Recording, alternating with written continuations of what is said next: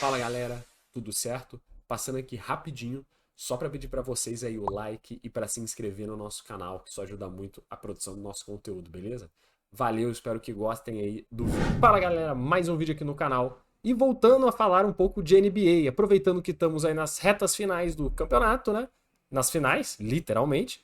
Primeiro jogo foi hoje, Boston Celtics e Dallas Mavericks. E eu vou querer falar um pouquinho sempre dos jogos aqui das finais para trazer mais um pouquinho mais aprofundado, né, o que acontece em cada um. Mas vamos lá então, vamos pro jogo. Para começar, o resultado tá sempre aqui embaixo, né, da minha câmera. Foi 107-89 e basicamente o último quarto já foi quase todo garbage time, né? O início o Dallas ainda tentou, mas estava muito longe mesmo em pontuação.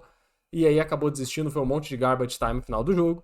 107-89. E assim, controlado do início ao fim pelo Boston. Teve uma tentativa de voltar para o jogo da parte do Dallas no terceiro quarto, que eles conseguiram reduzir essa distância para, se eu não me engano, 6 ou 8 pontos. Só que aí depois descarrilhou tudo de novo e voltou a ser de 20 pontos, 20 e poucos pontos, assim como era no primeiro tempo, né? Assim que acabou o segundo quarto, a diferença era de uns 20 pontos, já tinha batido mais de 25 pontos.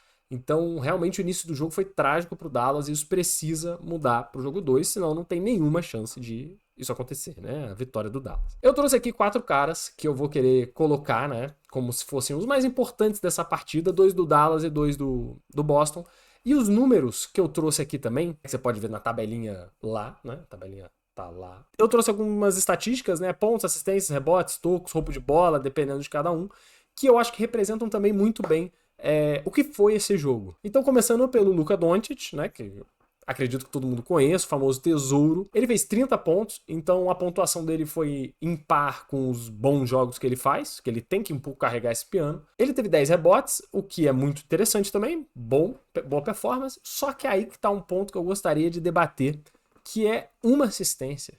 O Doncic teve somente uma assistência no jogo inteiro. Né? E depois a gente vai entrar no Kyrie Irving, que é o segundo cara do Dallas Mavericks, ele também teve pouquíssimas assistências. E esse para mim é o principal ponto que eu já tinha até debatido num vídeo anterior, nas finais de conferência, que é para mim o principal ponto de fraqueza do Dallas Mavericks. Que é qual? O elenco do time, né? O time como um todo não é bom. O Dallas depende muito do Luka Doncic, muito, mas muito mesmo. Todos os times dependem das suas superestrelas.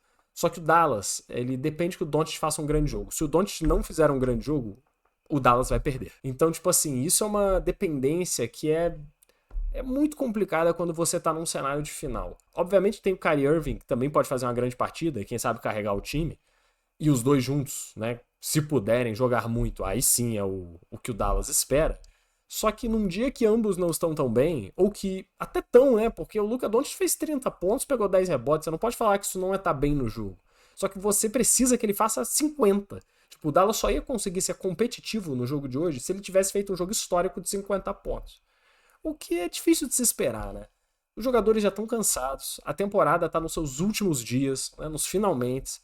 O Luka Doncic estava jogando com lesão nas finais de conferência, imagino que ainda tenha dores no joelho, tá todo mundo cansado e nesse ponto é quando você mais precisa do seu elenco de apoio, que é o que o Boston Celtics mais tem. Eles têm jogadores que entram em campo e matam bola. Sam Hauser entra, mata uma, duas bolas de 3. Isso muda totalmente um jogo. Você tem outros caras, até mesmo do quinteto titular, que fazem muito mais. Se você for falar, quem é o quinteto titular do Dallas? Você vai falar o Luka Doncic, o Kyrie Irving, e os outros 3 são jogadores que não têm muita relevância. Já foi o Tim Hardaway Jr., mas ele meio que acabou. O Max Kleber não é bom o suficiente, tá voltando de lesão também, né? E aí você compara com o Boston Celtics. Você fala, quem são os 5 do Boston? Jason Tatum, Jaylen Brown, Drew Holiday, Kristaps Porzingis. São 4 cracassos. E você ainda tem o Derek White, que, enfim, é bem underrated, na minha opinião, mas que é um cara, assim, bom, vai. Então, tipo, cara, você tem 5 jogadores extremamente eficientes, conseguem matar a bola. Isso tá fazendo muita diferença agora nessas finais, cara. O início do jogo foi arrasador, arrasador também. Vamos chegar no Kristaps ainda, né, no Porzingis. Só que pra mim isso representa muito. E aí a gente consegue ver, passando pro nosso próximo, que é o Kyrie Irving, que também, cara, de novo, ele não fez um grande jogo, né? Ele tá num cenário muito complicado, porque ele é odiado em Boston. Ele já jogou lá e ele saiu de lá muito mal. Ele odiado, ele foi vaiado o jogo inteiro quando pegava a bola, não respondeu bem, fez somente 12 pontos. Você precisa que ele também faça 30 pontos pro Dallas ser competitivo. Só teve 2 assistências, o que é pouquíssimo. Esse time do Dallas não passa a bola, ele não roda a bola, não gira a bola. Acaba que sempre vai pra mão do Doncic, sempre vai pra mão do Kyrie, né? Se cai na mão de outro também, o outro erra. E ele também não pega muito rebote, porque o Kyrie é pequeno, né? Um jogador baixo, então não é a característica. Você vê, o jogo dele foi péssimo. Foi péssimo. Para um craque do nível dele, numa final de NBA, você não pode fazer esse tipo de jogo. Ele sentiu a pressão, querendo ou não. Pode ser que no próximo jogo ele dê a volta por cima. Pode ser que em casa seja totalmente diferente. E o Dallas consiga reverter essa situação. Mas por enquanto, eu não consigo ver esse Dallas ganhando. E eu lembro que eu trouxe um aspecto, né, nas finais de conferência, eu falei, se o Minnesota conseguir virar esse jogo não, essa série, né? Cara, eu acho que seria um desafio muito maior pro Boston Celtics na final. Obviamente o Dallas venceu do Minnesota, então foi como um coletivo melhor. Só que o Minnesota tem mais opções. Ele tem mais possibilidades de jogo, se todos estiverem jogando bem. Você tem o Karl Anthony Towns, você tem o Naz Reid, você tem o Anthony Edwards, você tem o Rudy Gobert. Você tem mais nomes que conseguiriam, talvez, trazer mais resistência a um time do Boston Celtics que é tão completo. Porque jogar contra o Dallas talvez seja um pouco simples pro Boston. Você faz uma marcação reforçada no Doncic, joga a bola pro Kyrie Irving. Se ele estiver decidindo, matando muito, você vai ter que fechar o Irving também. E os outros 3 jogadores, não é que você deixa livre, mas você afrouxa a marcação. E dessa maneira o seu time vai funcionar. Então é um time muito previsível, o time do Dallas. Pode funcionar? Sim. Times assim já foram campeões da NBA? Sim. Por exemplo, o Cleveland Cavaliers do próprio Kyrie e do LeBron. Era muito carregado em cima dos dois e tinha um elenco de apoio até ok. Então vamos ver se o Dallas vai conseguir trazer algum tipo de resposta ainda para essas finais. Falando um pouco do Boston, acho que a grata surpresa para o torcedor do Boston Celtics e para todo mundo que gosta de basquete também, e que não torce pro Dallas, né? Possivelmente, foi a volta do Kristaps Porzingis. Ele não jogava desde, sei lá, cara, há muito tempo. Eu acho que foi final de abril que ele não jogava, então ele já tá há mais de um mês, ou quase um mês e meio, sem entrar em quadra por uma lesão na panturrilha, que foi bem grave, assim, até. E esse foi o primeiro jogo dele, voltando de lesão, e é o primeiro jogo dele em uma final, né? Então, eu acho que não se esperava tanta coisa boa vindo dele hoje. Talvez um cara pegando ritmo, talvez um cara sentindo um pouco ali um jogo de final, foi totalmente diferente. Ele no primeiro quarto, esses 20 pontos que ele fez foram praticamente todos no primeiro quarto. Foi surreal o que ele fez no início do jogo. É verdade que o segundo tempo dele não foi bom. Ele não fez um segundo tempo como foi o primeiro, nem próximo disso. Talvez também porque não precisasse mais. Então já tá também se poupando um pouco. Só que ele teve tocos. Cara, o início de jogo dele foi surreal. Ele matava a bola de 2, aí ele voltava toco. Aí ia lá, bola de 3, voltava toco. Bola de 2, aí voltava toco. Cara, impressionante. Ainda foi bem nos rebotes.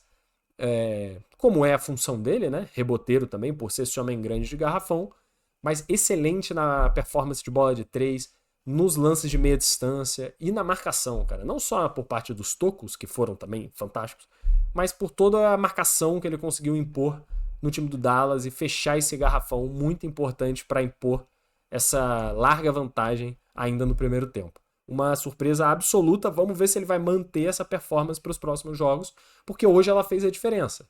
Talvez se o Porzingis tivesse tido um jogo ruim, esse jogo podia ter sido diferente, podia ter sido mais pegado até o final, ou se tivesse tido um jogo normal, digamos, mas ele fez um excelente jogo hoje. E para fechar, um cara que eu acho que não pode passar despercebido, hoje recebeu gritos de MVP, né, da torcida do Boston Celtics, o que não é tão comum. Normalmente quem recebe esses gritos é o Jason Tatum, que é considerado a estrela número 1, e o Jaylen Brown, estrela número 2, mas hoje ele jogou muita bola, no ataque e na defesa. Um cara que tem 22 pontos num jogo de final, 3 tocos e 3 roubos de bola, cara. Vamos lá, vamos somar aqui. Vamos supor que a cada toque, a cada roubo, ele tirou 2 pontos do adversário, né? Então ele tem ali, ó, 2, 4, 6, 8, 10, 12. Se você somar tudo aqui, o cara tem 34 pontos, entre aspas, no jogo, né? Pô, uma performance fantástica do Jaylen Brown. Ele, não só pelos tocos e pelos roubos, na defesa, ele foi muito bem, eliminando jogadas, conseguindo impedir progressão do time do Dallas.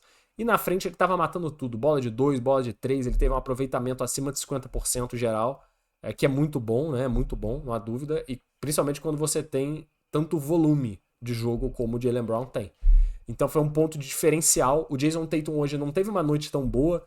Ele fez aí por volta de uns 15 pontos. Ele teve um jogo normal, mas nem um pouco destacável. É importante o Boston Celtics ter um cara desse na noite. Se não foi o Jason Tatum, hoje foi o Jaylen Brown. E aí é o que eu digo de novo do elenco que esse time tem. O Jaylen Brown hoje fez diferença, o Porzingis fez a diferença. O próximo jogo pode ser que ele tenha um jogo normal, o Porzingis jogue mal. E o Jason Tatum faça um jogo de 40 pontos. E aí o Boston Celtics vai lá e ganha de novo. E aí no outro jogo, quem faz isso é o Derek White, que faz 30 pontos, 7 bolas de 3. Sei lá, um negócio assim que ele já fez na temporada. O Drew Holiday faz uma boa partida, 20 pontos, tem um pouco mais de bola nele. Né? Ou então ele consiga vários roubos. Enfim, é um time muito completo. A performance de hoje eu acho que dá o tom do que será essa final. A gente vai ter que entender o que o Dallas vai conseguir trazer na próxima partida, que ainda é em Boston, se vai pelo menos impor algum tipo de resistência, porque se virar um 2-0 sem resistência de Dallas, mesmo que em Dallas eles mudem totalmente esse cenário, empatem a série em 2-2, ainda assim eu acho que vai ser difícil. O Dallas tem que reagir no próximo jogo. Pelo menos fazer um jogo duro, porque isso faz um pouco de diferença também. Isso demonstra que o Dallas tem a força necessária para jogar. Vamos ver o que vai acontecer. Eu torço pro Dallas conseguir reverter essa situação, porque eu não sou torcedor nem do Boston Celtics e nem do Dallas. Então, para mim, eu quero ver mais basquete, eu quero ver 7 jogos nessa final. Mas, obviamente, aí cada torcedor, né? Cada torcedor pensa no seu, né? E dane-se o outro time.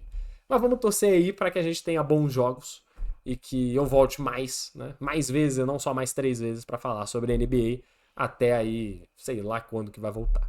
Forte abraço, pessoal. Vejam nossos outros vídeos também. Agradeço muito todo mundo que tá vendo, os comentários, a participação, os likes que vocês estão dando. O canal tá crescendo bastante, então eu agradeço muito a cada um de vocês. E até o próximo vídeo.